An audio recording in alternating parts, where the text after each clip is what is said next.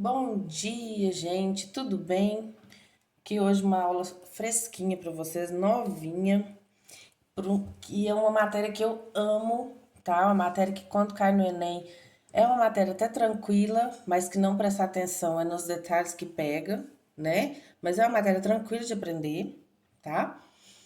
Então, nós vamos estudar hoje as pilhas, né? A pilha, igual a gente conhece, mas é um processo químico também, né? Que a gente chama de pilha.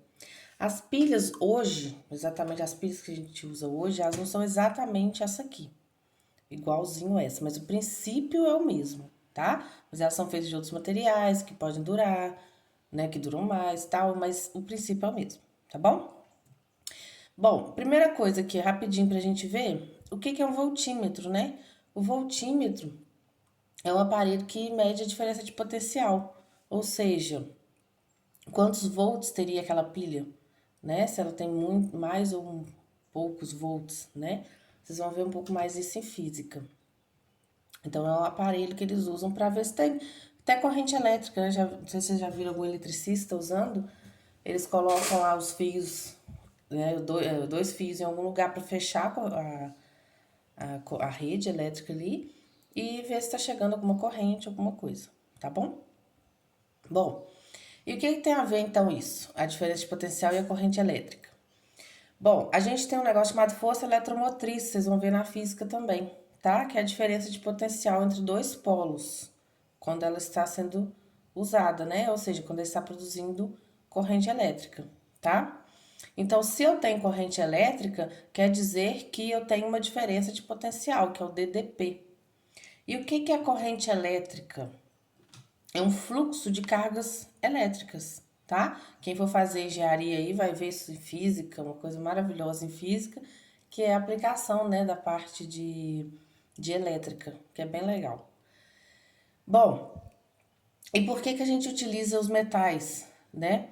A gente utiliza eles porque a gente viu lá, quando a gente foi ver em tabela periódica, lembra? Tem que ter um conhecimento bacana antes para ficar bem mais fácil a matéria. Então, quando a gente vê em tabela periódica que os metais têm os elétrons livres, lembra do mar de elétrons? Então, a gente utiliza metal para tabela para pilha, porque os metais eles têm esses elétrons livres e a pilha nada mais é que a saída de elétrons de um metal para o outro metal.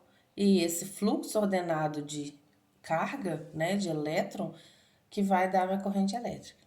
Na verdade, gente, a corrente elétrica é o fluxo, lá na teoria que vocês vão ver, mas no terceiro grau, corrente elétrica seria o fluxo de carga positiva. Só que nós vamos estudar que o, a corrente elétrica é o fluxo de carga negativa, beleza? Só isso vocês têm que lembrar, esquece que eu falei. Fluxo de carga negativo, os elétrons, tá? Bom, e sempre vai de um lugar que tem maior potencial, desculpa, do menor potencial para o maior potencial, tá?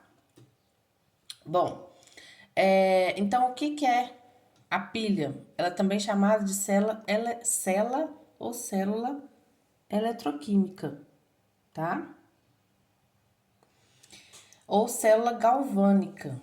Por quê? Nós vamos aprender na próxima aula que existe um processo chamado eletrólise, que é o inverso da pilha, tá? Então, se a pilha vocês vão guardando isso já. Se a pilha ela é um processo espontâneo, a eletrólise é um processo não espontâneo, um processo forçado.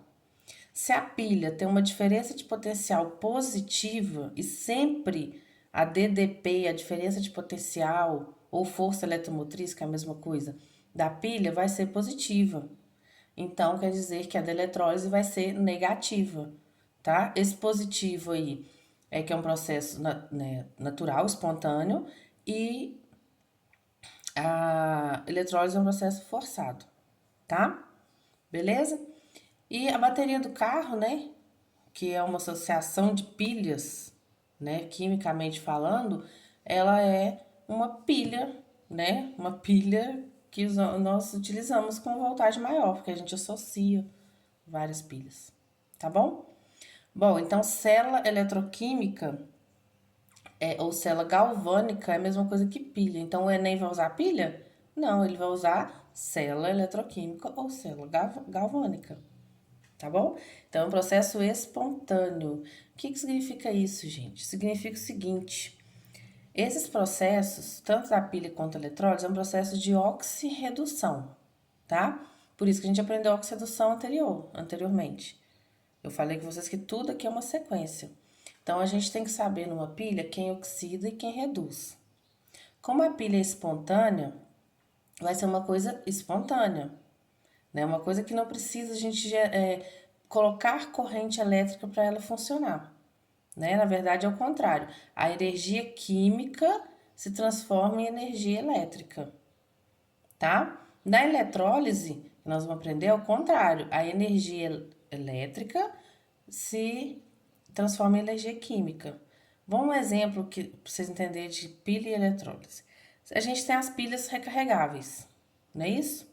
A pilha recarregável, ela é um processo, quando você está usando ela em algum lugar, por exemplo, no controle remoto, ela é um processo espontâneo, né? A energia química está se transformando em energia elétrica, beleza? Que é para ligar lá a televisão. Só que a pilha descarregou. Você usou toda essa parte espontânea dela. O que você vai fazer? Recarregar. Quando você colocar ela no carregador de pilha, você vai estar colocando ela na eletricidade, não é? Né? Você vai colocar na tomada.